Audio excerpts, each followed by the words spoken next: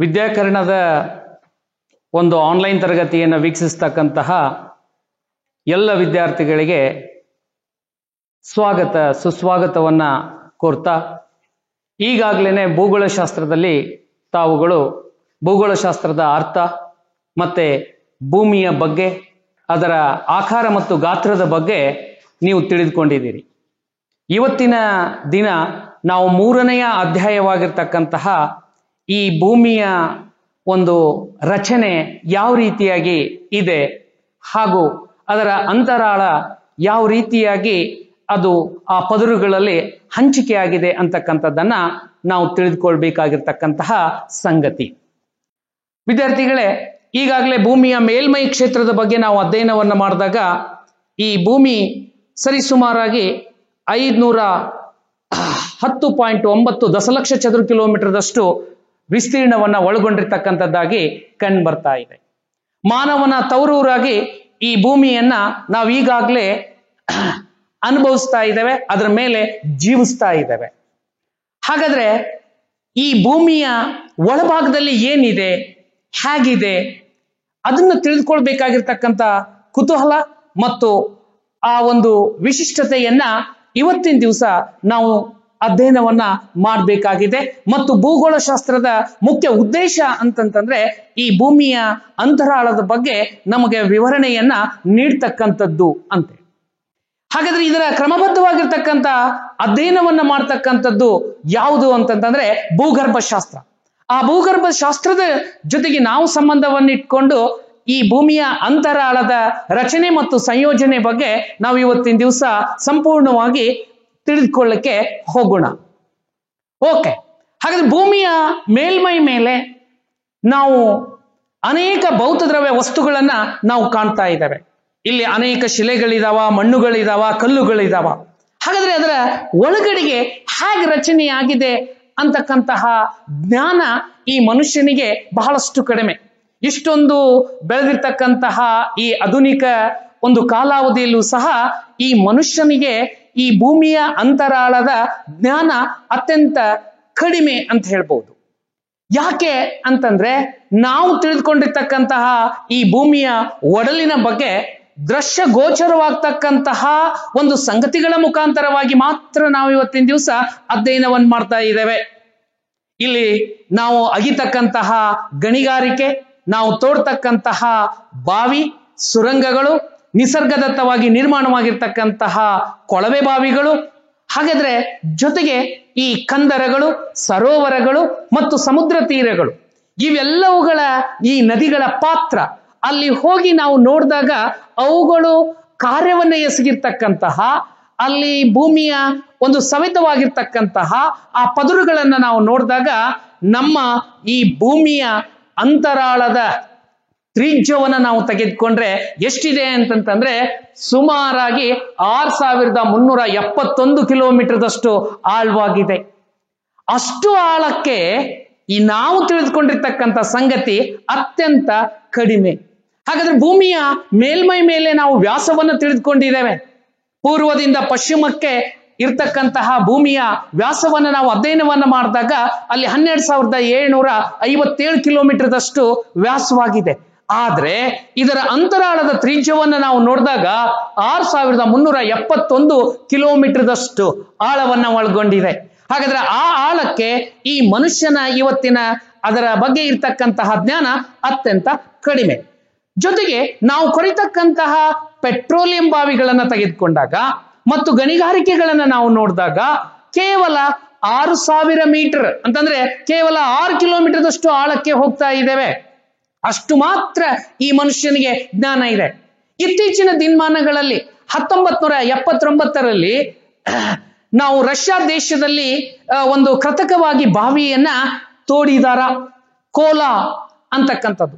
ಆ ರಷ್ಯಾ ದೇಶದ ಮೂರ್ಮಾನಸ್ಕ ಸಮೀಪ ಈ ಬಾವಿ 12,262 ಮೀಟರ್ದಷ್ಟು ಅಂತಂದ್ರೆ ಕೇವಲ 12 ಕಿಲೋಮೀಟರ್ದಷ್ಟು ಆಳದ ಬಗ್ಗೆ ಮಾತ್ರ ಈ ಮನುಷ್ಯನಿಗೆ ಏನಿದೆ ಗೊತ್ತಿರ್ತಕ್ಕಂಥ ಸಂಗತಿಯಾಗಿದೆ. ಇದ್ ಬಿಟ್ರೆ ಆಫ್ರಿಕಾ ದೇಶದಲ್ಲಿರ್ತಕ್ಕಂಥ ಟೌನ್ ಗಣಿ ಕೇವಲ 3.5 ಕಿಲೋಮೀಟರ್ದಷ್ಟು ಆಳ. ಇದ್ರ ಜೊತೆಗೆ ನಮ್ಮ ದೇಶದಲ್ಲಿರ್ತಕ್ಕಂಥ ಬೆಂಗಳೂರಿನ ಸಮೀಪ ಕೋಲಾರದ ಚಿನ್ನದ ಗಣಿಯನ್ನ ನಾವು ತೆಗೆದುಕೊಂಡ್ರೆ ಅಲ್ಲಿನೂ ಸಹ ಕೇವಲ 3.5 ರಿಂದ 4 ಕಿಲೋಮೀಟರ್ ಆಳದಷ್ಟು ಕೊರೆದಿದ್ದಾರ. ಹಾಗಾದ್ರೆ ಇದರ ಮೇಲೆ ಭೂಮಿಯ ಅಂತರಾಳದ ಒಂದು ಮಾಹಿತಿಯನ್ನ ಒದಗಿಸಿಕೊಡ್ತಕ್ಕಂಥದ್ದು ಬಹಳಷ್ಟು ಕಡಿಮೆ. ಹಾಗಾದ್ರಿಂದ ಮನುಷ್ಯ ಏನ್ ಮಾಡಿದಾನೆ? ತನ್ನ ಪ್ರಯತ್ನವನ್ನ ಬಿಟ್ಟಿಲ್ಲ. ಹಾಗಾದ್ರೆ ಇತ್ತೀಚಿನ ದಿನಮಾನಗಳಲ್ಲಿ ಕಂಡು ಬರ್ತಕ್ಕಂತಹ ತಂತ್ರಜ್ಞಾನಗಳನ್ನ ಬಳಕೆಯನ್ನು ಮಾಡಿಕೊಂಡು ಹಲವಾರು ವಿಧಾನಗಳನ್ನ ಇಟ್ಕೊಂಡು ಭೂಮಿಯ ಅಂತರಾಳದ ಬಗ್ಗೆ ಮಾಹಿತಿಯನ್ನ ಪಡೆದುಕೊಂಡಿದ್ದಾನೆ. ಈ ಭೂಮಿ ಮಡಚುವಿಕೆಯ ಕಾರಣದಿಂದ, ಮುರಿದು ಬೀಳುವಿಕೆಯ ಕಾರಣದಿಂದ, ಸ್ತರಗಳು ಕತ್ತರಿಸುವ ಕಾರಣದಿಂದ ಅಲ್ಲಿ ತಂತ್ರಜ್ಞಾನವನ್ನ ಬಳಕೆಯನ್ನು ಮಾಡ್ಕೊಂಡಿದ್ದಾನೆ. ಹೇಗೆ ಅಂತೇಳಿ ನಾವು ನೋಡಿದಾಗ ಅತ್ಯಂತ ಪ್ರಮುಖವಾಗಿ ಈ ಭೂಕಂಪಗಳು ಸಂಭವಿಸಿದಾಗ ಮತ್ತೆ ಇಲ್ಲಿ ಕಂಡು ಬರ್ತಕ್ಕಂತಹ ಆಂತರಿಕ ಒತ್ತಡ ಮತ್ತು ಶಾಖದ ಆಧಾರದ ಮೇಲೆ, ದ್ರವ್ಯರಾಶಿ ಮತ್ತು ಸಾಂದ್ರತೆಯ ಆಧಾರದ ಮೇಲೆ ಮತ್ತು ಉಲ್ಕಾಪಾತದ ಆಧಾರದ ಮೇಲೆ ಅಲ್ಲಿ ತಂತ್ರಜ್ಞಾನವನ್ನ ಬಳಕೆಯನ್ನು ಮಾಡಿಕೊಂಡು ನಮಗೆ ಭೂಮಿಯ ಅಂತರಾಳದ ಬಗ್ಗೆ ಮಾಹಿತಿಯನ್ನ ನೀಡಿದ್ದಾನೆ. ಹಾಗಾದ್ರೆ ಆ ಭೂಕಂಪಗಳು ಭೂಮಿಯ ಅಂತರಾಳದಿಂದ ಪ್ರಾರಂಭಗೊಂಡಿರ್ತಕ್ಕಂತಹ ಒಂದು ನೈಸರ್ಗಿಕವಾಗಿರ್ತಕ್ಕಂತಹ ಕಾರ್ಯ. ಇದು ಅಂತರ್ಶಕ್ತಿಯ ಒಂದು ಕಾರ್ಯದಿಂದ ನಾವು ನೋಡಿದಾಗ ಅದು ಭೂಮಿಯ ಹೊರವಲಯಕ್ಕೆ ಬಂದು ಹೊರ ಕೇಂದ್ರದಲ್ಲಿ ಕಂಪನವನ್ನ ಉಂಟು ಮಾಡ್ತಾ ಇದೆ. ಹಾಗಾದ್ರೆ ಆ ಕಂಪನವನ್ನು ಉಂಟು ಮಾಡ್ತಕ್ಕಂಥ ಭೂಕಂಪನದ ಅಲೆಗಳನ್ನ ನಾವು 3 ಬಗೆಯಾಗಿ ನಾವು ಗುರುತಿಸ್ತಾ ಇದ್ದೇವೆ: ನೀಳ ಅಲೆಗಳು, ಅಡ್ಡ ಅಲೆಗಳು ಮತ್ತು ಮೇಲ್ಮೈ ಅಲೆಗಳು. ಹಾಗಾದ್ರೆ ಈ ಅಲೆಗಳು ಭೂಮಿಯ ಒಳಗೆ ಘನ, ದ್ರವ, ಅನಿಲ ರೂಪದಂತಹ ಪದರುಗಳ ಮೂಲಕ ಮೇಲ್ಗಡೆಗೆ ಬರ್ತಾ ಇದ್ದಾವ ಭೂಕಂಪನದ ಹೊರ ಕೇಂದ್ರಕ್ಕೆ. ಹಾಗಾದ್ರೆ ಅಲ್ಲಿ ಬರ್ತಕ್ಕಂಥ ಸಂದರ್ಭದಲ್ಲಿ ಹಲವಾರು ಪದರುಗಳನ್ನ ದಾಟ್ಕೊಂಡು ಮೇಲಕ್ಕೆ ಇವು ಬರ್ತಾ ಇದಾವ ಅಂತಂದ್ರೆ ಅಕಸ್ಮಾತ್ ಆಗಿ ಈ ಒಂದು ಭೂಕಂಪನದ ಅಲೆಗಳ ವೇಗ, ದಿಕ್ಕು ಬೇರೆ ಬೇರೆಯಾಗಿ ಕಂಡು ಬರ್ತಾ ಇದೆ. ಯಾಕೆ? ಭೂಮಿಯ ಅಂತರಾಳದ ಒಂದು ಪದರುಗಳು ಬೇರೆ ಬೇರೆಯಾಗಿರ್ತಕ್ಕಂತಹ ತೂಕವನ್ನ, ಜೊತೆಗೆ ಅಲ್ಲಿ ಸಾಂದ್ರತೆಯನ್ನ ಬೇರೆ ಬೇರೆ ವಸ್ತುಗಳಿಂದ ಕೂಡಿರ್ತಕ್ಕಂಥ ಕಾರಣದಿಂದ ಅವುಗಳ ವೇಗ, ಚಲನ, ದಿಕ್ಕುಗಳು ಸಹ ಬೇರೆಯಾಗಿ ಕಾಣ್ತಾ ಇದಾವ. ಹಾಗಾದ್ರೆ ಇಲ್ಲಿ ನಾವು ನೋಡಿದಾಗ ವಿಶೇಷವಾಗಿ ಏನ್ ಕಂಡು ಬರ್ತಾ ಇದೆ ಅಂತಂದ್ರೆ ಈ ಭೂಮಿಯ ಅಂತರಾಳದ ಸ್ಥಿತಿ ಹೇಗಿದೆ, ಅದರ ಸಾಂದ್ರತೆ ಹೇಗಿದೆ, ಅದರ ಆಳ ಹೇಗಿದೆ, ಅಲ್ಲಿರ್ತಕ್ಕಂಥ ವಸ್ತುಗಳು ಯಾವುಗಳು ಅನ್ನೋದನ್ನ ಈ ಕಂಪನದ ಅಲೆಗಳ ಮುಖಾಂತರವಾಗಿ ನಾವು ಅಧ್ಯಯನವನ್ನು ಮಾಡಲಿಕ್ಕೆ ಸಹಾಯಕಾರಿಯಾಗಿದೆ. ಇಲ್ಲಿ ತಂತ್ರಜ್ಞಾನವನ್ನ ಬಳಕೆ ಏನ್ ಮಾಡ್ತಾ ಇದ್ದಾರ. ಇದನ್ ಬಿಟ್ರೆ ನೋಡಿ, ಒತ್ತಡ ಮತ್ತು ಶಾಖ. ಹಾಗಾದ್ರೆ ಈ ಒತ್ತಡ ಮತ್ತು ಶಾಖಕ್ಕೆ ಅನುಗುಣವಾಗಿ ಭೂಮಿಯ ಅಂತರಾಳಕ್ಕೆ ಹೋದಂತೆಲ್ಲ ಒತ್ತಡ ಮತ್ತು ಶಾಖ ಹೆಚ್ಚಳವಾಗ್ತಾ ಇದೆ. ಈ ಭೂಮಿಯ ಮೇಲ್ಪದರು ಕೆಳಪದರಿನ ಮೇಲೆ ಅದು ತನ್ನ ಭಾರವನ್ನ ಹೇರ್ತಾ ಹೋಗ್ತಾ ಇದೆ. ಈ ಭಾರದಿಂದಾಗಿ ಒತ್ತಡ ಮತ್ತು ಉಷ್ಣಾಂಶ ಹೆಚ್ಚಳವಾಗ್ತಾ ಇದೆ. ಭೂಮಿಯ ಅಂತರಾಳಕ್ಕೆ ಪ್ರತಿ 32 ಮೀಟರ್ ಆಳಕ್ಕೆ ಹೋದ್ರೆ 32 ಮೀಟರ್ ಆಳಕ್ಕೆ ಹೋದ್ರೆ 1 ಡಿಗ್ರಿ ಸೆಂಟಿಗ್ರೇಡ್ ಅದಷ್ಟು ಉಷ್ಣಾಂಶ ಹೆಚ್ಚಳವಾಗ್ತಾ ಇದೆ. ಹಾಗಾದ್ರೆ ಭೂಮಿಯ ಅಂತರಾಳಕ್ಕೆ ಸರಿಸುಮಾರು 50 ಕಿಲೋಮೀಟರ್ದಷ್ಟು ಆಳಕ್ಕೆ ಹೋದ್ರೆ ವಸ್ತುಗಳೆಲ್ಲವುಗಳು, ಶಿಲೆಗಳೆಲ್ಲವುಗಳು ಕರಗಿ ದ್ರವರೂಪದ ಸ್ಥಿತಿಯಲ್ಲಿರ್ತಾ ಇದಾವ. ಹಾಗಾದ್ರೆ ಅಲ್ಲಿರ್ತಕ್ಕಂಥ ಉಷ್ಣತೆ ಸರಿಸುಮಾರಾಗಿ 1500 ಡಿಗ್ರಿ ಸೆಂಟಿಗ್ರೇಡ್ಗಿಂತಲೂ ಹೆಚ್ಚು ಉಷ್ಣಾಂಶ ಅಲ್ಲಿ ಕಂಡು ಬರ್ತಾ ಇದೆ. ಹಾಗಾದ್ರೆ ಭೂಗರ್ಭದಲ್ಲಿರ್ತಕ್ಕಂತಹ ವಸ್ತುಗಳೆಲ್ಲವುಗಳು ಘನರೂಪದಿಂದ ದ್ರವರೂಪವನ್ನ ತಾಳ್ತಾ ಇದಾವ. ಹಾಗಾದ್ರೆ ಇದು ಯಾವುದರಿಂದ ಗೊತ್ತಾಗ್ತಾ ಇದೆ? ಜ್ವಾಲಾಮುಖಿ. ಆ ಜ್ವಾಲಾಮುಖಿ ಹೊರ ಚೆಲ್ಲಿದಾಗ ಆ ವಸ್ತುಗಳನ್ನ ನಾವು ಅಲ್ಲಿ ಅವುಗಳನ್ನ ಪರೀಕ್ಷೆಗೆ ಒಳಪಡಿಸಿದಾಗ ನಮಗ್ ಗೊತ್ತಾಗ್ತಾ ಇದೆ ಭೂಮಿಯ ಒಳಗಡೆಗೆ ಈಗ್ಲೂ ಸಹ ಅನಿಲ, ದ್ರವ ಮತ್ತು ಘನರೂಪದಂತ ವಸ್ತುಗಳು ಕಂಡು ಬರ್ತಾ ಇದಾವ ಅಂತ ಹೇಳಿ. ಹಾಗಾದ್ರೆ ಈ ಎಲ್ಲ ಒಂದು ಕಾರಣದಿಂದ ನೋಡಿ, ಭೂಮಿಯ ಮೇಲ್ಮೈ ಮೇಲೆ ವಾಯುಮಂಡಲ ಇದೆ. ಪ್ರತಿ ಚದುರ ಸೆಂಟಿಮೀಟರ್ ಪ್ರದೇಶದಲ್ಲಿ 1 ಕಿಲೋಗ್ರಾಂದಷ್ಟು ತೂಕವನ್ನ ಹೇರಿತಾ ಇದೆ. ಈ ತೂಕದ ಜೊತೆಗೆ ಆ ಕೆಳಗೆ ಹೋಗುವ ಹಾಗೆ ಅಲ್ಲಿ ಭಾರ ಹೆಚ್ಚಳವಾಗ್ತಾ ಇದೆ. ಈ ಜ್ವಾಲಾಮುಖಿ ಸಂಭವಿಸಿದಾಗ ಇದರಿಂದ ನಾವು ಪರೀಕ್ಷೆಗೆ ಒಳಪಡಿಸಬಹುದು ಭೂಮಿಯ ಒಂದು ಅಂತರಾಳದ ಬಗ್ಗೆ. ಇದನ್ ಬಿಟ್ರೆ ದ್ರವ್ಯರಾಶಿ ಮತ್ತು ಸಾಂದ್ರತೆಯ ಮೂಲಗಳಿಂದ ತಿಳಿದುಕೊಳ್ಳಕ್ಕೂ ಸಾಧ್ಯತೆ ಇದೆ. ಹಾಗಾದ್ರೆ ಅಲ್ಲಿ ನಾವು ನೋಡಿದಾಗ ಹೇಗೆ ಕಂಡು ಬರ್ತಾ ಇದೆ ಈ ಭೂಮಿಯ ರಚನೆಯನ್ನ ನಾವು ದ್ರವ್ಯರಾಶಿ ಮತ್ತು ಸಾಂದ್ರತೆ ಈ ವಸ್ತುಗಳು ಹೇಗೆ ತೂಕವನ್ನ ಒಳಗೊಂಡಿದಾವ ಅಂತ ನೋಡಿದ್ರೆ ಭೂಮಿಯ ಸಾಪೇಕ್ಷ ಸಾಂದ್ರತೆ 5.5 ಗ್ರಾಮ್ದಷ್ಟು ಕಂಡು ಬರ್ತಾ ಇದೆ. ಹಾಗಾದ್ರೆ ಇದು ಎಲ್ಲಾ ಭೂಮಿಯ ಕಡೆಗಿನೂ ಒಂದೇ ಪ್ರಕಾರದಲ್ಲಿ ಇಲ್ಲ. ಹಾಗಾದ್ರೆ ಭೂಮಿಯ ಮೇಲ್ಮೈ ಮೇಲಿನ ಇರ್ತಕ್ಕಂಥ ಆ ಶಿಲೆಗಳು ಖನಿಜಗಳನ್ನ ನಾವು ನೋಡಿದಾಗ 1 ಚದುರ ಸೆಂಟಿಮೀಟರ್ ಪ್ರದೇಶದಲ್ಲಿ ಕೇವಲ 2.7 ಗ್ರಾಮ್ದಷ್ಟು ಇರ್ತಕ್ಕಂಥ ತೂಕವನ್ನು ಹೊಂದಿರತಕ್ಕಂತಹ ವಸ್ತುಗಳು ಕಂಡು ಬರ್ತಾ ಇದಾವ. ಹಾಗಾದ್ರೆ ಭೂಮಿಯ ಮೇಲ್ಪದರಲ್ಲಿ ಈ ರೀತಿಯಾಗಿ ಕಂಡು ಬಂದ್ರೆ ಅದು ಅಂತರಾಳಕ್ಕೆ ಹೇಗೆ ಹೋಗ್ತಾ ಇದೆಯೋ ವಸ್ತುಗಳ ತೂಕ ಹೆಚ್ಚಳವಾಗ್ತಾ ಇದೆ.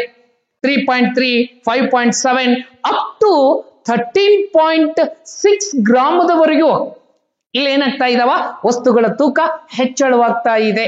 ಹಾಗಾದ್ರೆ ಇಲ್ಲೇ ನಮಗೆ ಅಂತರಾಳದಲ್ಲಿ ಈ ಕಬ್ಬಿಣದಂತ ವಸ್ತುಗಳು, ನಿಕಲ್ದಂತ ವಸ್ತುಗಳು, ಆಲಿವೈನ್ ದಂತ ವಸ್ತುಗಳು, ಇಂಥ ವಸ್ತುಗಳು ಕೇಂದ್ರೀಕೃತವಾಗಿರ್ತಕ್ಕಂಥದ್ದನ್ನ ನಾವು ಕಾಣ್ತಾ ಇದ್ದೇವೆ ಭೂಮಿಯ ಅಂತರಾಳದಲ್ಲಿ. ಹಾಗಾದ್ರೆ ಅವುಗಳ ತೂಕವನ್ನ ಹಾಕುವುದರ ಜೊತೆಗೆ ಈ ಭೂಮಿಯ ಅಂತರಾಳ ಹೇಗಿದೆ ಅಂತಕ್ಕಂಥದ್ದನ್ನ ನಮಗೆ ತಿಳಿದುಕೊಳ್ಳಿಕ್ಕೆ ಸಹಾಯಕಾರಿ ಆಗತ್ತೆ.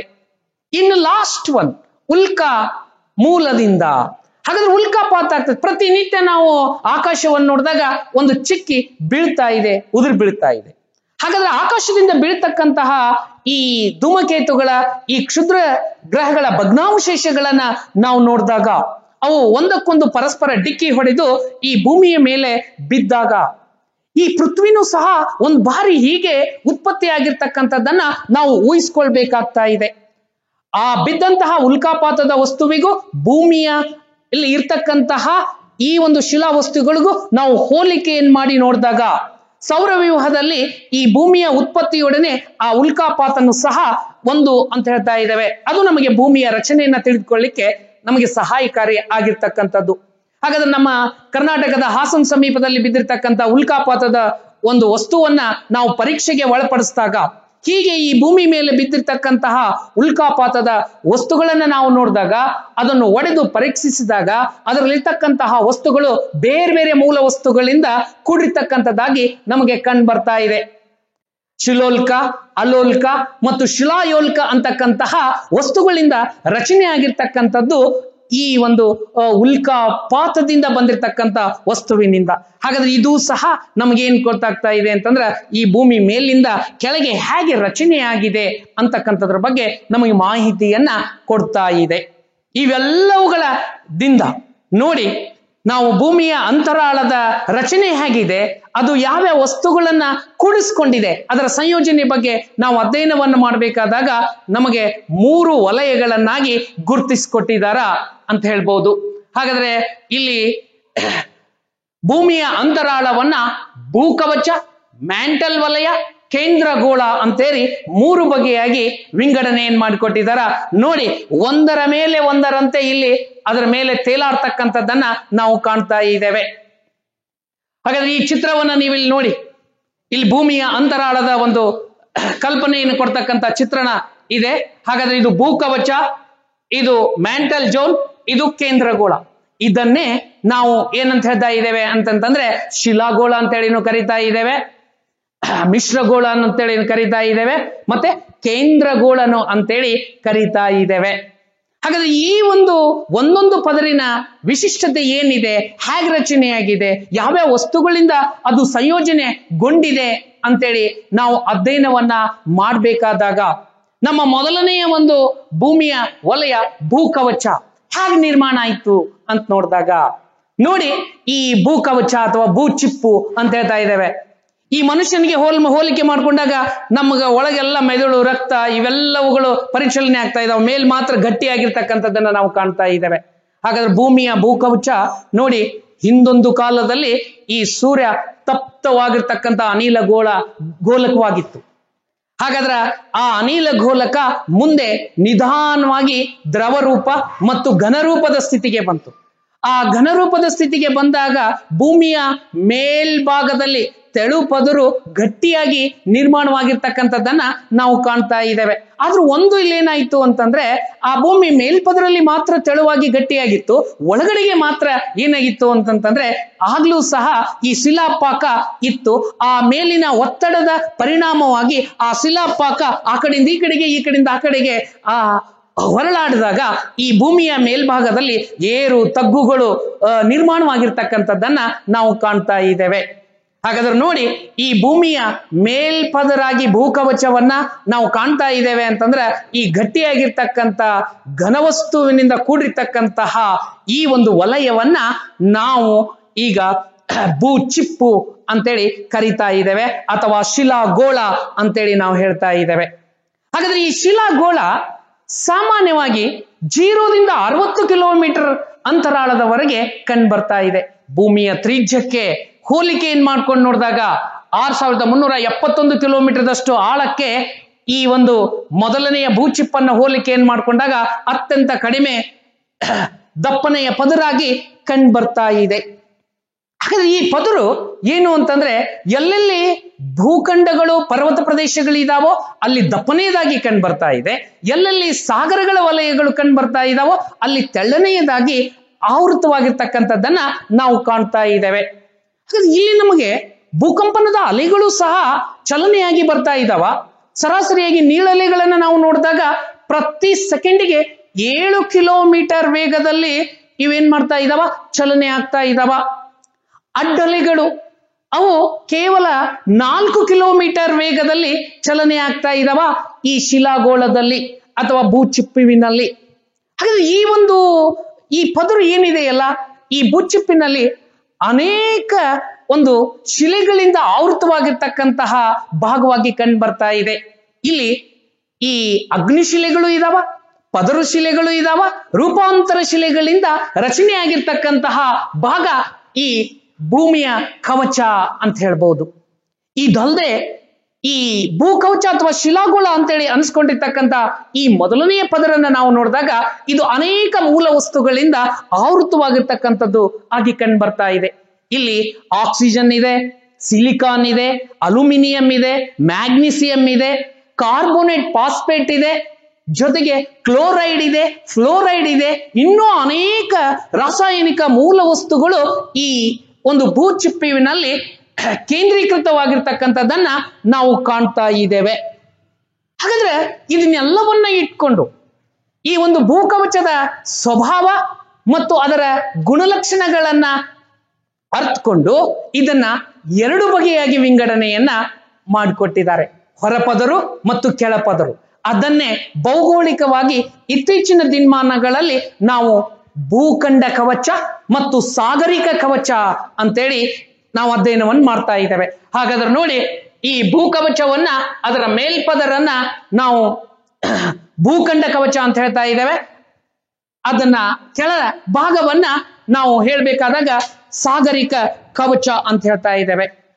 ಹಾಗಾದ್ರೆ ಈ ಮೇಲ್ಪದರು ಭೂಖಂಡ ಕವಚ ಅದರ ಸರಾಸರಿ ದಪ್ಪ ಎಷ್ಟು ಅಂತಂತಂದ್ರೆ 30 ಕಿಲೋಮೀಟರ್ದಷ್ಟು ದಪ್ಪನೆಯದಾಗಿ ಸರಾಸರಿಯಾಗಿ ದಪ್ಪ ಇರ್ತಾ ಇದೆ. ಇದು ಕೆಲವೊಮ್ಮೆ ನೋಡಿ ಹೆಚ್ಚು ಆಳವಾಗಿನೂ ಸಹ ಬೇರೂರ್ತಾ ಇದೆ. ಎಲ್ಲಿ ನಮಗೆ ಮಡಿಕೆ ಪರ್ವತಗಳಿದಾವೋ ಪ್ರಪಂಚದ ಮೇಲೆ, ಅದರಲ್ಲೂ ವಿಶೇಷವಾಗಿ ಈ ಹಿಮಾಲಯದಂತಹ ಪರ್ವತ ಪ್ರದೇಶಗಳು, ಆಂಡೀಸ್ ಮತ್ತು ರಾಕೀಸ್ ಪರ್ವತಗಳನ್ನ ನಾವು ನೋಡ್ತಾ ಇದ್ದೇವಲ್ಲ, ಅವು ಬಹು ಎತ್ತರವಾಗಿರ್ತಕ್ಕಂಥ ಭಾಗಗಳಾಗಿ ಕಂಡು ಬರ್ತಾ ಇದಾವ, ಶಿಖರಾಗ್ರ ಭಾಗಗಳನ್ನ ಒಳಗೊಂಡಿದಾವ. ಆದರೆ ಅದರಲ್ಲಿರ್ತಕ್ಕಂತಹ ಶಿಲೆಗಳು ಅತ್ಯಂತ ಹಗುರವಾಗಿರ್ತಾ ಇದಾವ, ಬೇರುಗಳಂತೆ ಸಾಕಷ್ಟು ಆಳವಾಗಿ ಕಂಡು ಬರ್ತಾ ಇದಾವ. ನೋಡಿ, ಹಾಗಾದ್ರೆ ಇಲ್ಲಿ ಏನು ಅಂತಂತಂದ್ರೆ, ನಾವು ಹೇಗೆ ಒಂದೊಂದು ಪದರನ್ನ ಅಧ್ಯಯನವನ್ನು ಮಾಡ್ಕೊತಾ ಹೋಗ್ತಾ ಇದ್ದೇವೋ ಅಲ್ಲಿ ಒಂದೊಂದು ಪದರನು ಸಹ ಅದು ಮುಕ್ತಾಯವಾಗಬೇಕಾದಾಗ ಅಲ್ಲಿ ಸೀಮಾ ವಲಯಗಳು ಬರ್ತಾ ಇದಾವ. ಒಂದು ಪದರಿನ ಮೇಲೆ ಇನ್ನೊಂದು ಪದರು ತೇಲ್ತಕ್ಕಂಥದ್ದನ್ನ ನಾವು ಕಾಣ್ತಾ ಇದ್ದೇವೆ.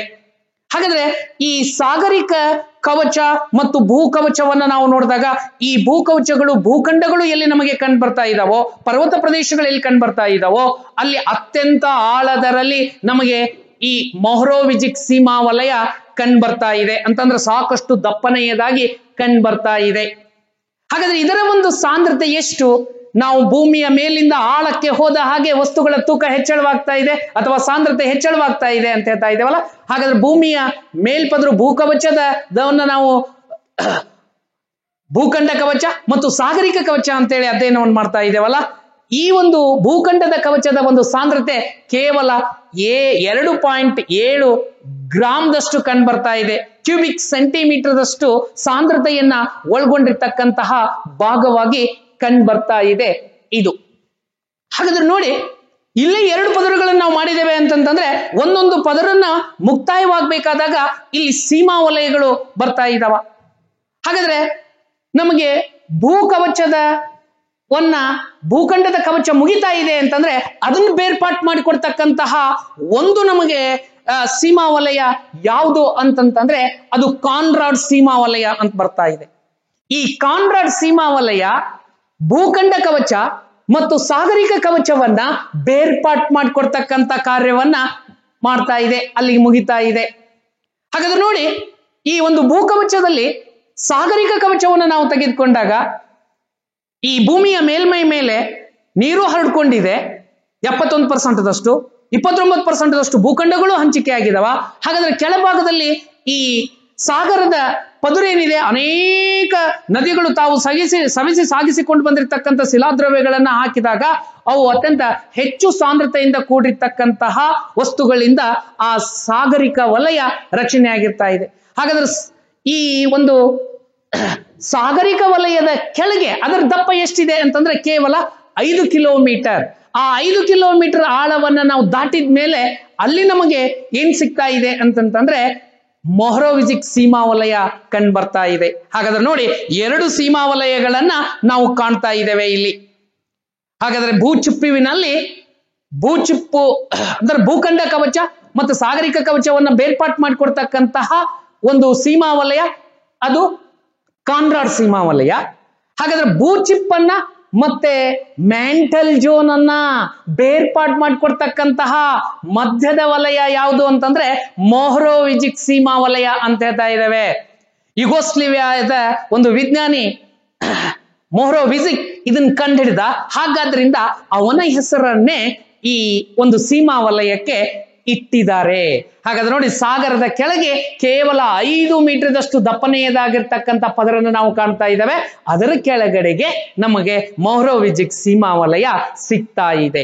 ಹೀಗೆ ಈ ಭೂಮಿಯ ಅಂತರಾಳದ ರಚನೆಯನ್ನ ನಾವು ನೋಡ್ತಾ ಅನೇಕ ವಸ್ತುಗಳಿಂದ ಸಂಯೋಜನೆಗೊಂಡಿರ್ತಕ್ಕಂತಹ ಈ ಪದರು ಇದು 2 ಪ್ರಕಾರವಾಗಿ ಕಂಡು ಬರ್ತಾ ಇದೆ ಅಂತಂದ್ರೆ ನೋಡಿ, 0ದಿಂದ 60 ಕಿಲೋಮೀಟರ್ದಷ್ಟು ಆಳ ನಮಗೆ ಎಲ್ಲಿ ಕಂಡು ಬರ್ತಾ ಇದೆ ಅಂತಂದ್ರೆ ವಿಶೇಷವಾಗಿ ಈ ಬೇರುಗಳಂತೆ ಹಗುರವಾಗಿ ನಿರ್ಮಾಣಗೊಂಡಿರ್ತಕ್ಕಂತಹ ಪರ್ವತಗಳ ಭಾಗಗಳಲ್ಲಿ ಮತ್ತು ಸಾಗರದ ತಳಭಾಗದಲ್ಲಿ ಈ ಮೊಹರೋವಿಜಿಕ್ ಸೀಮಾ ವಲಯ ಕೇವಲ 5 ಕಿಲೋಮೀಟರ್ ಆಳದಲ್ಲಿ ನಮಗೆ ಸಿಗ್ತಾ ಇದೆ. ಹಾಗಾದ್ರೆ ಈ ಮೊಹರೋವಿಜಿಕ್ ಸೀಮಾ ವಲಯ ಬಂತು ಅಂತಂತಂದ್ರೆ ಮೊದಲನೆಯ ಪದರು ಮುಕ್ತಾಯವಾಗ್ತಾ ಇದೆ ಅಂತೇಳಿ ನಾವು ತಿಳಿದುಕೊಳ್ಬೇಕು. ಹಾಗಾದ್ರೆ ಈಗ ನೆಕ್ಸ್ಟ್ ಒಂದು ನಮಗೆ ಬರ್ತಕ್ಕಂಥದ್ದು ಯಾವುದು ಅಂತಂತಂದ್ರೆ ಎರಡನೆಯ ಒಂದು ಭೂಮಿಯ ಅಂತರಾಳದ ಪದರು ಅಂತಂದ್ರೆ ಮ್ಯಾಂಟಲ್ ಜೋನ್ ಅಂತ ಹೇಳ್ತಾ ಇದ್ದೇವೆ.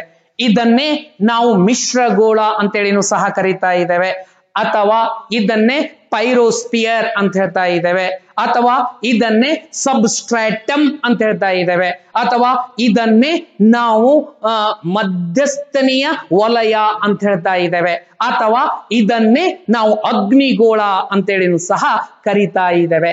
ಹಾಗಾದ್ರೆ ಭೂಮಿಯ ಎಷ್ಟು ಕಿಲೋಮೀಟರ್ದಿಂದ ಎಷ್ಟು ಆಳದವರೆಗೆ ಇದು ಹಂಚಿಕೆ ಆಗಿದೆ ಅಂತ ನೋಡಿದಾಗ ನೋಡಿ, 60 ಕಿಲೋಮೀಟರ್ದಿಂದ 2900 ಕಿಲೋಮೀಟರ್ ವರೆಗೆ ಹಂಚಿಕೆಯಾಗಿರ್ತಕ್ಕಂಥ ಭೂಮಿಯ ಅಂತರಾಳದ ಪದರೆ ಮ್ಯಾಂಟಲ್ ಜೋನ್ ಅಂತ ಹೇಳ್ತಾ ಇದ್ದೇವೆ. ಇಲ್ಲಿ ನೋಡಿ, ಹಾಗಾದ್ರೆ ಈ ಮ್ಯಾಂಟಲ್ ಜೋನ್ ನಮಗೆ 60 ಕಿಲೋಮೀಟರ್ದಿಂದ ಹಿಡಿದು 2900 ಕಿಲೋಮೀಟರ್ ವರೆಗೆ ಹಂಚಿಕೆಯಾಗಿರ್ತಕ್ಕಂಥ ಭೂಮಿಯ ಅಂತರಾಳದ ಪದರು ಈ ಮ್ಯಾಂಟಲ್ ಜೋನ್ ಆಗಿದೆ. ಯಾಕೆ ಇದಕ್ಕೆ ಮ್ಯಾಂಟಲ್ ಜೋನ್ ಅಂತೇಳಿ ನಾವು ಕರೀತಾ ಇದ್ದೇವೆ ಅಂತ ನೋಡಿದಾಗ, ಇದು ಸಾಮಾನ್ಯವಾಗಿ 60 ಕಿಲೋಮೀಟರ್ ಆಳದಿಂದ ಕೆಳಗೆ ಬರ್ತಾ ಇದೆ, 2900 ಕಿಲೋಮೀಟರ್ ವರೆಗೆ ಹಂಚಿಕೆ ಆಗಿದೆ. ಅಲ್ಲಿ ಇರ್ತಕ್ಕಂಥ ವಸ್ತುಗಳೆಲ್ಲವುಗಳು ಕರಗಿ ದ್ರವ ರೂಪದ ಸ್ಥಿತಿಯಲ್ಲಿ ಕಂಡು ಬರ್ತಾ ಇದಾವ. ಅಂದ್ರೆ ವಸ್ತುಗಳೆಲ್ಲವುಗಳು ಕರಗಿ ಮೇಣದ ರೂಪದಲ್ಲಿ ಕಂಡು ಬರ್ತಾ ಇದಾವ. ಅಲ್ಲಿ ಈ ಶಿಲಾಪಾಕದ ಆಗರವೇ ನಿರ್ಮಾಣವಾಗ್ತಾ ಇದೆ. ಹಾಗಾದ್ರಿಂದ ಅದನ್ನ ನಾವು ಶಿಲಾಪಾಕ ವಲಯ, ಈ mantle zone, it means English ನಲ್ಲಿ ನಾವು ಮ್ಯಾಂಟಲ್ ಜೋನ್ ಅಂತ ಹೇಳ್ತಾ ಇದ್ದೇವೆ, ಕನ್ನಡದಲ್ಲಿ ಅದನ್ನೇ ನಾವು ಶಿಲಾಪಾಕ ವಲಯ ಅಂತೇಳಿ ಕರಿತಾ ಇದ್ದೇವೆ. ಹಾಗಾದ್ರೆ ಇಲ್ಲಿ ಏನು, ಇಲ್ಲೂ ಸಹ ಅನೇಕ ಒಂದು ಶಿಲೆಗಳಿಂದ ಆವೃತವಾಗಿರ್ತಕ್ಕಂಥದ್ದನ್ನ ನಾವು ಕಾಣ್ತಾ ಇದ್ದೇವೆ. ಕಬ್ಬಿಣದಂತಹ ವಸ್ತುಗಳು, ನಿಕಲ್ದಂತಹ ವಸ್ತುಗಳು, ಆಲಿವೈನ್ದಂತಹ ವಸ್ತುಗಳು, ಡ್ಯೂಟೇರಿಯನ್ದಂತಹ ವಸ್ತುಗಳು ಮತ್ತು ಡುನೈಟ್ದಂತಹ ವಸ್ತುಗಳಿಂದ ಇದು ನಿರ್ಮಾಣವಾಗಿದೆ. ಹಾಗಾದ್ರೆ ನೋಡಿ ಇಲ್ಲಿ ವಿಶೇಷ ಏನು ಅಂತಂದ್ರೆ ಇಲ್ಲೂ ಸಹ ಅನೇಕ ರಾಸಾಯನಿಕ ಮೂಲ ವಸ್ತುಗಳು ನಮಗೆ ಸಿಗ್ತಾ ಇದಾವ. ಇಲ್ಲೂ ಆಕ್ಸಿಜನ್ ಇದೆ, ಸಿಲಿಕಾನ್ ಇದೆ, ಮ್ಯಾಗ್ನೀಸಿಯಂ ಇದೆ, ಮತ್ತೆ ಕಬ್ಬಿಣದಂತಹ ವಸ್ತುಗಳು ಕಂಡು ಬರ್ತಾ ಇದಾವ. ಇವೆಲ್ಲ ವಸ್ತುಗಳಿಂದ ರಚನೆಯಾಗಿರ್ತಕ್ಕಂತಹ ಈ ಭಾಗ ಇದು. ಇಲ್ಲಿನೂ ಸಹ ಇದರ ಒಂದು ಮೇಲ್ಭಾಗದಲ್ಲಿ ವಸ್ತುಗಳ ಸಾಂದ್ರತೆ ಕೇವಲ 3.3 ರಿಂದ 5.7 ಗ್ರಾಂ ಸಿಸಿ ವರೆಗೆ ಅದರ ಸಾಂದ್ರತೆ ಕಂಡು ಬರ್ತಾ ಇದೆ. ಹಾಗಾದ್ರೆ ಈ ಒಂದು ಮ್ಯಾಂಟಲ್ ಜೋನದಿಂದ ನಾವು ಹೇಗೆ ಇದರಲ್ಲಿ ತೆಳಗೆ ಹೋಗ್ತಾ ಇದೆವೋ ಹಾಗೆ ವಸ್ತುಗಳ ಸಾಂದ್ರತೆ ಹೆಚ್ಚಳವಾಗ್ತಾ ಇದೆ. ಆಗ 5.7 ಗ್ರಾಮದಿಂದ 10 ಗ್ರಾಮದವರೆಗೆ ವಸ್ತುಗಳ ತೂಕ ಅಲ್ಲಿ ನಮಗೆ ಕಂಡು ಬರ್ತಾ ಇದೆ. ಹಾಗಾದ್ರೆ ಇಲ್ಲೂ ಸಹ ನಮಗೆ ಭೂಕಂಪನದ ಅಲೆಗಳು ಇಲ್ಲಿ ಕಾರ್ಯವನ್ನು ನಿರ್ವಹಿಸ್ತಕ್ಕಂಥದ್ದನ್ನ, ಹಾಯ್ದು ಬರ್ತಕ್ಕಂಥದ್ದನ್ನ ನಾವು ಕಾಣ್ತಾ ಇದ್ದೇವೆ. ಹಾಗಾದ್ರೆ ನೀಳ ಅಲೆಗಳ ವೇಗ ಈ ಒಂದು ವಲಯದಲ್ಲಿ 13.6 ಕಿಲೋಮೀಟರ್ ಪ್ರತಿ ಸೆಕೆಂಡಿಗೆ 13.6 ಕಿಲೋಮೀಟರ್ ವೇಗದಲ್ಲಿ ಚಲನೆ ಆಗ್ತಾ ಇದ್ದಾವ. ಅಡ್ಡಲೆಗಳ ವೇಗ ಇಲ್ಲಿ 7.3 ಕಿಲೋಮೀಟರ್ ವೇಗದಲ್ಲಿ ಚಲನೆ ಆಗ್ತಕ್ಕಂಥದ್ದನ್ನ ನಾವು ಕಾಣ್ತಾ ಇದ್ದೇವೆ. ಹಾಗಾದ್ರೆ ಈ ಒಂದು ವಲಯವನ್ನ 2 ಪದರುಗಳನ್ನಾಗಿ ವಿಂಗಡಣೆಯನ್ನಾಗಿ ಮಾಡಿಕೊಟ್ಟಿದ್ದಾರೆ. ಹಾಗಾದ್ರೆ ನೋಡಿ ಇಲ್ಲಿ ನಮಗೆ ಕಂಡು ಬರ್ತಕ್ಕಂತಹ ಮ್ಯಾಂಟಲ್ ಜೋನ್ ಅನ್ನ 2 ಪದರುಗಳನ್ನಾಗಿ ಮಾಡಿಕೊಟ್ಟಿದ್ದಾರೆ ಅಂತಂದ್ರೆ, ಒಂದು ಮ್ಯಾಂಟಲ್ ಜೋನದ ಮೇಲ್ಪದರು, ಇನ್ನೊಂದು ಮ್ಯಾಂಟಲ್ ಜೋನದ ಕೆಳಪದರು.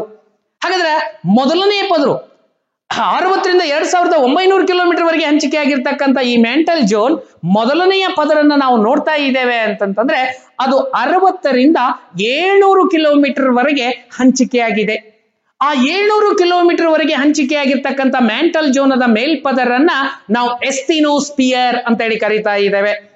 ಏನ್ ಇವತ್ತಿನ ದಿವಸ ಭೂಮಿಯ ಮೇಲ್ಮೈ ಮೇಲೆ ಭೂಕಂಪಗಳು ಮತ್ತೆ ಜ್ವಾಲಾಮುಖಿಗಳು ತಾಂಡವಾಡ್ತಾ ಇದಾವಲ್ಲ, ಆ ತಾಂಡವಾಡ್ತಕ್ಕಂತಹ ಒಂದು ಭೂಮಿಯ ಈ ಅಂತರಾಳದ ಒಂದು ಕಾರ್ಯಾಚರಣೆಯನ್ನು ಮಾಡ್ತಕ್ಕಂತಹ ಈ ಭೂಕಂಪ ಮತ್ತು ಜ್ವಾಲಾಮುಖಿಗಳು ಇದೇ ವಲಯದಲ್ಲಿ ಉಗಮವನ್ನ ಹೊಂದತಕ್ಕಂಥದ್ದಾಗಿದೆ. ಹಾಗಾದ್ರಿಂದ ಇಲ್ಲಿಯ ವಸ್ತುಗಳೆಲ್ಲವುಗಳು ಕರಗಿ ದ್ರವ ರೂಪದ ಸ್ಥಿತಿಯಲ್ಲಿ ಕಂಡು ಬರ್ತಾ ಇದ್ದಾವ. ಹಾಗಾದ್ರೆ ನೋಡಿ ಈ 60 ರಿಂದ 700 ಕಿಲೋಮೀಟರ್ ವರೆಗೆ ಹೋದಾಗ ಈ ಒಂದು ವಲಯವನ್ನ ಮ್ಯಾಂಟಲ್ ಜೋನದ ಹೊರಪದರು ಮತ್ತು ಕೆಳಪದರನ್ನ ಬೇರ್ಪಾಟ್ ಮಾಡಿಕೊಡ್ತಕ್ಕಂತಹ ಒಂದು ಸೀಮಾ ವಲಯ ಕಂಡು ಬರ್ತಾ ಇದೆ. ಅದ್ಯಾವುದು ಅಂತಂದ್ರೆ ರೆಪಿಟಿ ಸೀಮಾ ವಲಯ.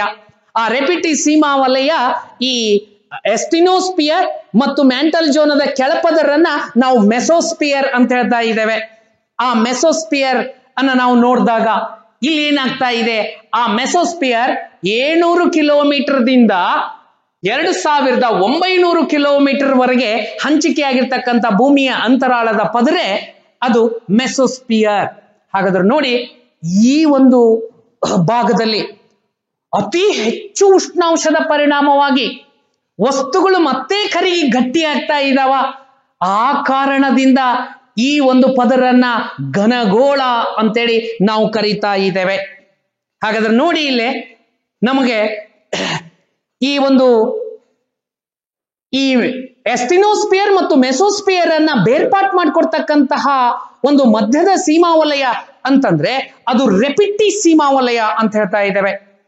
ಆ ರೆಪಿಟಿ ಸೀಮಾ ವಲಯ ಆದ್ಮೇಲೆ ನಮಗೆ ಮೆಸೋಸ್ಪಿಯರ್ ಮೆಂಟಲ್ ಜೋನದ ಕೆಳಪದರು ಕಂಡು ಬರ್ತಾ ಇದೆ 2900 ಕಿಲೋಮೀಟರ್ ಆಳದವರೆಗೆ. ಹೀಗೆ ರಚನೆ ಆಗಿರ್ತಕ್ಕಂತಹ ಈ ಭಾಗವನ್ನು ನೋಡಿದಾಗ ಮುಂದೆ ಇಲ್ಲಿಗೆ ನಮ್ದು ಮಿಶ್ರಗೋಳ ಅಥವಾ ಮ್ಯಾಂಟಲ್ ಜೋನ್ ಮುಕ್ತಾಯವಾಗ್ತಾ ಇದೆ. ಹಾಗಾದ್ರೆ ಮುಂದಿನ ಭಾಗ ಯಾವುದು, ಭೂಮಿಯ ಅಂತರಾಳದ ಭಾಗ ಯಾವುದು ಅಂತೇಳಿ ನಾವು ನೋಡಿದಾಗ ಅದು ಕೇಂದ್ರಗೋಳ ಅದನ್ನೇ ನಾವು ಭೂಗರ್ಭ ಅಂತ ಹೇಳ್ತಾ ಇದ್ದೇವೆ.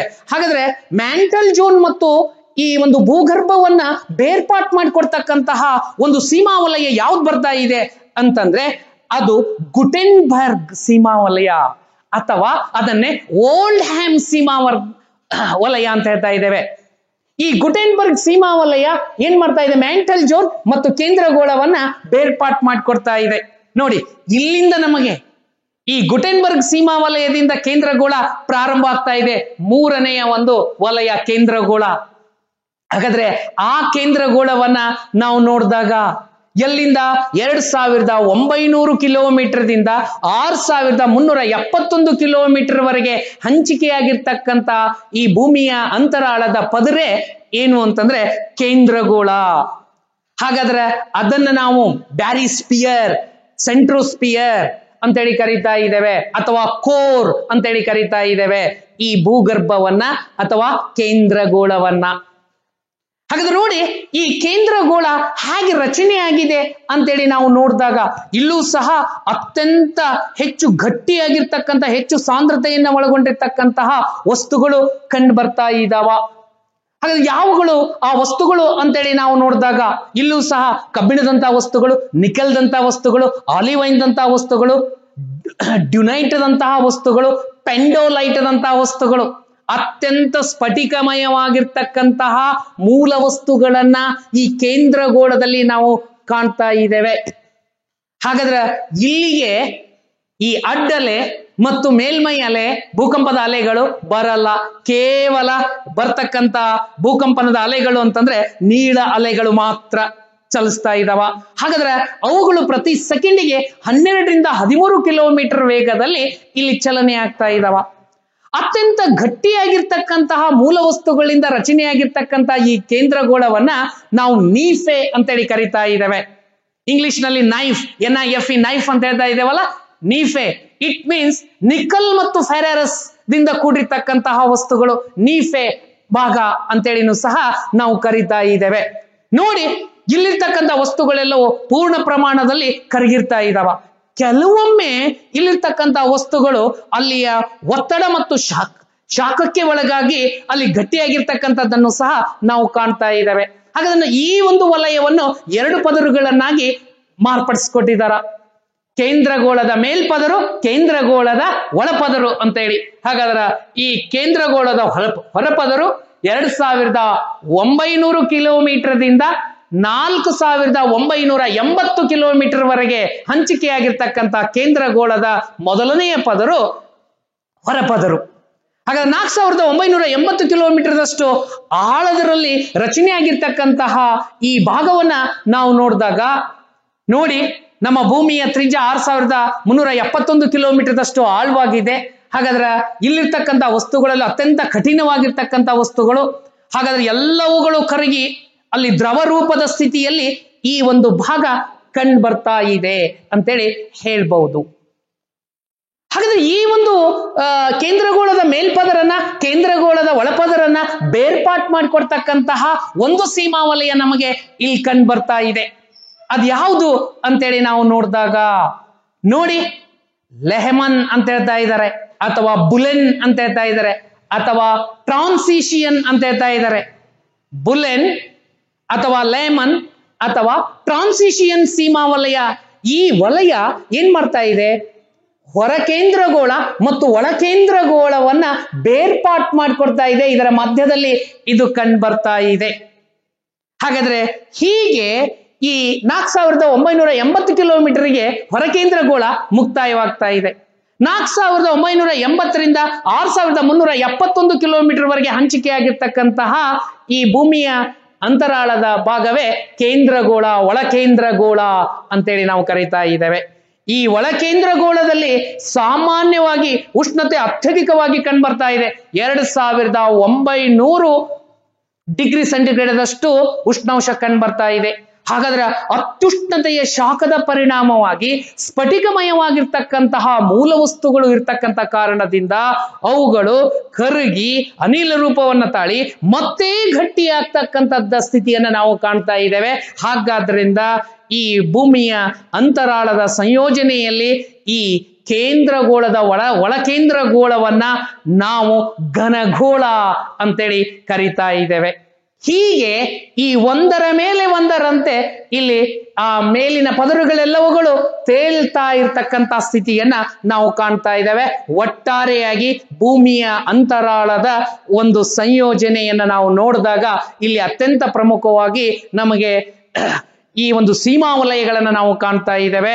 ಕಾನ್ರಾಡ್ ಸೀಮಾವಲಯ, ಮತ್ತೆ ನೋಡಿ ಅಲ್ಲಿ ಭೂಖಂಡ ಕವಚ ಮತ್ತು ಸಾಗರಿಕ ಕವಚವನ್ನ ಬೇರ್ಪಾಟ್ ಮಾಡಿಕೊಡ್ತಾ ಇದೆ. ಇದನ್ನ ಬಿಟ್ರೆ ಮೌರೋವಿಜಿಕ್ ಸೀಮಾವಲಯ, ಮೆಂಟಲ್ ಝೋನ್ ಮತ್ತೆ ನಮಗೆ ಭೂಚಿಪ್ಪನ್ನ ಬೇರ್ಪಾಟ್ ಮಾಡಿಕೊಡ್ತಾ ಇದೆ. ಹಾಗಾದ್ರೆ ಅದರಲ್ಲಿ ಕಂಡು ಬರ್ತಕ್ಕಂತಹ ರೆಪಿಟ್ಟಿ ಸೀಮಾವಲಯ ಎಸ್ಟಿನೋಸ್ಪಿಯರ್ ಮತ್ತು ಮೆಸೋಸ್ಪಿಯರ್ ಅನ್ನ ಬೇರ್ಪಾಟ್ ಮಾಡಿಕೊಡ್ತಾ ಇದೆ. ಹಾಗಾದ್ರೆ ಅಲ್ಲಿ ಗುಟೆನ್ಬರ್ಗ್ ಸೀಮಾವಲಯ ನೋಡಿ, ಅದು ಈ ಮ್ಯಾಂಟಲ್ ಝೋನ್ ಅನ್ನ ಮತ್ತು ಕೇಂದ್ರಗೋಳವನ್ನ ಬೇರ್ಪಾಟ್ ಮಾಡಿಕೊಡ್ತಾ ಇದೆ. ಇದರ ಜೊತೆಗೆ ನಾವು ನೋಡಿದಾಗ ಈ ಕೇಂದ್ರಗೋಳ ಮತ್ತು ಹೊರಕೇಂದ್ರಗೋಳ ಒಳಕೇಂದ್ರಗೋಳವನ್ನ ಬೇರ್ಪಾಟ್ ಮಾಡಿಕೊಡ್ತಕ್ಕಂತಹ ಸೀಮಾವಲಯ ಲೆಮನ್ ಮತ್ತೆ ಈ ಟ್ರಾನ್ಸಿಷಿಯನ್ ಬುಲೆನ್ ಅಂತಕ್ಕಂಥ ಸೀಮಾವಲಯ. ಹೀಗೆ ಇವುಗಳೆಲ್ಲವುಗಳನ್ನ ನಾವು ಭೂಮಿಯ ಅಂತರಾಳದ ಸಂಯೋಜನೆಯಲ್ಲಿ ನಾವು ಕಾಣ್ತಾ ಇದ್ದೇವೆ. ಜೊತೆಗೆ ಅನೇಕ ವಿಜ್ಞಾನಿಗಳು ಈ ಭೂಮಿಯ ಅಂತರಾಳವನ್ನ ವಿಂಗಡಣೆಯನ್ನು ಮಾಡಿಕೊಡ್ತಕ್ಕಂಥ ಒಂದು ಪ್ರಯತ್ನವನ್ನ ಪಟ್ಟಿದ್ದಾರೆ. ಜರ್ಮನಿಯ ಭೂ ವಿಜ್ಞಾನಿ ಗ್ರಾಸ್ಟ್ ಏನ್ ಹೇಳ್ತಾ ಇದ್ದಾನ ಅಂತಂದ್ರೆ, ಈ ಮೇಲಿನಿಂದ ಕೆಳಗೆ ನಾವು ಭೂಚಿಪ್ಪು ಮತ್ತೆ ಮ್ಯಾಂಟಲ್ ಝೋನ್ ಕೇಂದ್ರಗೋಳಗಳನ್ನ ಅವೇನ್ ಹೇಳ್ತಾ ಇದ್ದಾನೆ ಅಂತಂದ್ರೆ ಸಿಯಾಲ್ ಪದರು, ಸೀಮಾ ಪದರು ಮತ್ತೆ ನೈಫ್ ಪದರು ಅಂತೇಳಿ ಹೇಳ್ತಾ ಇದ್ದಾನೆ. ಜಫ್ರಿ ಅಂತಕ್ಕಂತಹ ವಿಜ್ಞಾನಿಗೆ ಅವುಗಳಿಗೆ ಏನ್ ಹೇಳ್ತಾ ಇದ್ದಾನ, ಮೇಲ್ಮಟ್ಟದ ಪದರು ಅಪ್ಪರ್ ಲೇಯರ್, ಮಧ್ಯದ ಪದರು ಮಿಡಲ್ ಲೇಯರ್ ಮತ್ತೆ ಲೋವರ್ ಲೇಯರ್ ಕೆಳಪದರು ಅಂತೇಳಿ ಹೇಳ್ತಾ ಇದ್ದಾನೆ. ಪ್ರೊಫೆಸರ್ ಹೋಮ್ಸ್ ಅಂತಕ್ಕಂಥವ ಇದೇ ಭೂಮಿಯ ಅಂತರಾಳದ ಪದರುಗಳನ್ನ ಏನ್ ಹೇಳ್ತಾ ಇದ್ದಾನ ಅಂತಂದ್ರೆ ಕ್ರಸ್ಟ್ ಭೂಕವಚ ಅಂತ ಹೇಳ್ತಾ ಇದ್ದಾನೆ, ಸಬ್ಸ್ಟ್ರಾಟಮ್ ಕೆಳಭಾಗ ಅಂತ ಹೇಳ್ತಾ ಇದ್ದಾನೆ, ಜೊತೆಗೆ ಕೋರ್ ಭೂಗರ್ಭ ಅಂತೇಳಿ ಕರೀತಾ ಇದ್ದಾನೆ. ಹೀಗೆ ಭೂಮಿಯ ಅಂತರಾಳದ ಒಂದು ರಚನೆ ಮತ್ತು ಸಂಯೋಜನೆ ಆಗಿದೆ ಅಂತ ಹೇಳ್ಬಹುದು. ಥ್ಯಾಂಕ್ ಯು ವಿದ್ಯಾರ್ಥಿಗಳೇ.